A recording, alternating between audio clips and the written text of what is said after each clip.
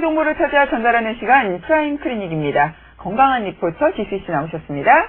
안녕하세요. 안녕하세요. 네, 오늘은 어떤 내용인가요? 네. 평소에 비염을 앓으셨던 분들이나 그렇지 않은 분들도 겨울철만 되면 알러지성 비염으로 고생하시기 쉬운데요. 그래서 오늘은 겨울철 알러지성 비염에 대해서 알아봤습니다. 화면 함께 보시죠.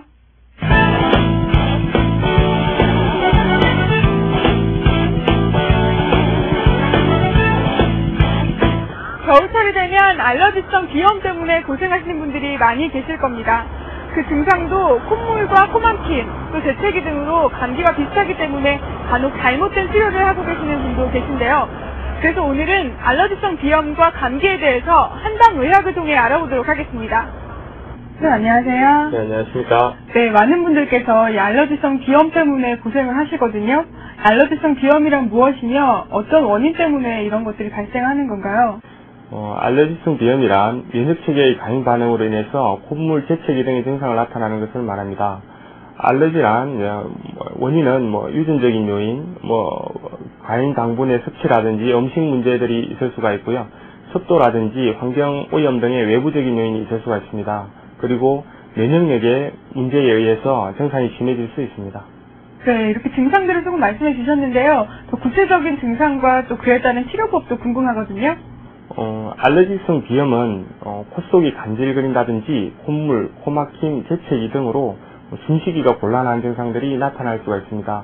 그러면 여기서 더해서 집중력이 저하된다든지 몸 상태가 전반적으로 안 좋아지는 상태가 있을 수가 있습니다. 저희 한의학에서는 면역력을 증가시키고 코 쪽의 혈액순환을 좋게 하기 위한 침구나 약물 치료 등을 하고 있습니다. 네, 선생님 말씀을 듣고 보니까 감기와 알러지성 비염의 증상이 굉장히 비슷하거든요. 그 차이점은 어떤 건가요? 우리가 주로 감기라고 하는 것들은 감기 바이러스에 감염이 돼서 초기에 알러지성 비염같이 콧물, 재채기 등이 나타나지만 다른 점은 열이 발생한다는 점입니다. 그리고 그 이후 자주 관절이나 두통 등의 증상이 동반될 수 있습니다. 감기의 경우는 노약자나 어린이의 경우에는 심한 합병증 같은 것도 유발할 수가 있기 때문에 병원에서 정확한 진단 후 치료를 하는 것이 중요합니다. 그런데 감기의 경우 이제 감기의 증상이 없고 알러지성 비염만 있는 경우에 감기약을 과도하게 지속적으로 투여할 경우 오히려 추가적인 다른 질병으로 변화하거나 병이 더 심해질 수도 있으므로 확실하게 진찰 후 치료를 하시는 것들이 중요합니다. 네, 그렇다면 마지막으로 이 알러지성 비염을 예방할 수 있는 방법 좀 설명해 주세요. 알러지성 비염 같은 경우는 면역력의 저하가 상당히 많은 부분으로 좌우를 할 수가 있습니다. 평소 운동이라든지 적절한 식생활을 통해서 면역력을 증가시키는 것들이 중요하고요. 그리고 이제 저희 한방에서는 코 주위에 정렬이라든지 그리고 감기나 면역력에 문제가 되는 혈자리들은 주로 목을 통해서 외부에 사기가 들어온다고 저희 한의학에서는 말을 하고 있습니다. 그래서 목 주위를 많이 마사지를 해준다든지 금포 마찰을 피부를 통해서 하고 코 주위를 이제 만져준다든지 그런 것들이 필요하고요. 음식물 같은 경우에는 해조류라든지 신선한 야채를 많이 드시는 게 좋은데 그 중에서 토마토라든지 양배추 같은 것이 좋고요.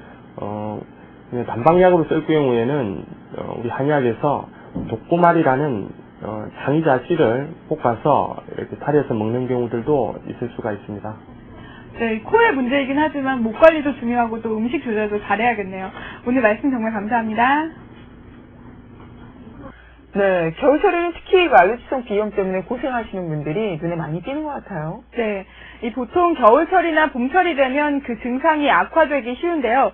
특히 겨울철의 경우는 증상이 감기와 비슷하기 때문에 각별한 주의를 하시는 것이 좋습니다. 감기를 착각해서 치료를 받으시는 분들도 많겠네요. 네, 이 알러지성 비염의 경우 그 증상이 콧물과 코막힘 또는 재채기 같이 감기와 매우 비슷하기 때문에 반드시 정확한 진찰 후에 치료를 하시는 것이 좋습니다.